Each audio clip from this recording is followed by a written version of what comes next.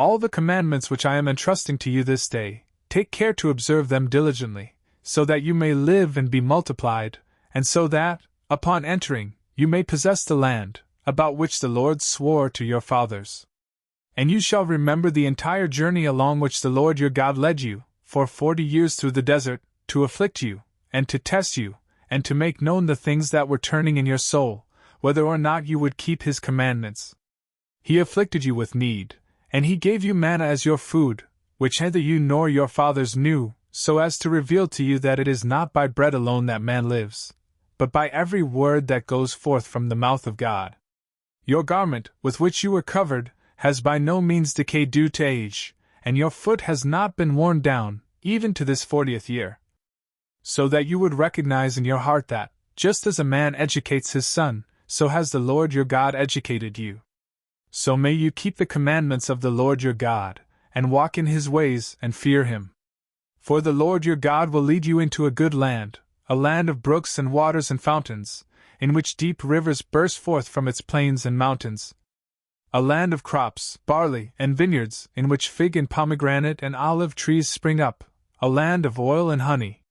In that place, without any need, you shall eat your bread and enjoy an abundance of all things, where the stones are like iron, and where ore for brass is dug out of its mountains. So then, when you have eaten and been satisfied, you should bless the Lord your God for the excellent land which he has given to you. Be observant and cautious, lest at some time you may forget the Lord your God, and neglect his commandments, as well as the judgments and ceremonies, which I instruct to you this day.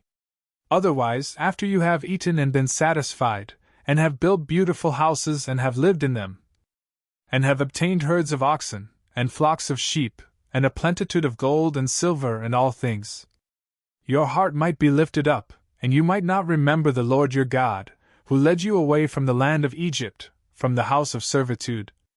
And who was your leader in the great and terrible wilderness, in which there was the serpent with a burning breath, and the scorpion, and the snake of thirst, and no waters at all. He led streams out of the hardest rock. And he nourished you in the wilderness with manna, which your fathers had not known. And after he had afflicted and tested you, in the very end he took pity on you. Otherwise you might say in your heart, my own strength, and the power of my own hand, have brought forth all these things for me. But remember the Lord your God, that he himself has provided you with strength, so that he may fulfill his covenant, about which he swore to your fathers, just as the present day reveals. But if you forget the Lord your God, so that you follow foreign gods, and serve and adore them, behold, I now foretell to you that you shall utterly perish. Just like the nations, which the Lord destroyed upon your arrival, so shall you also perish, if you have been disobedient to the voice of the Lord your God.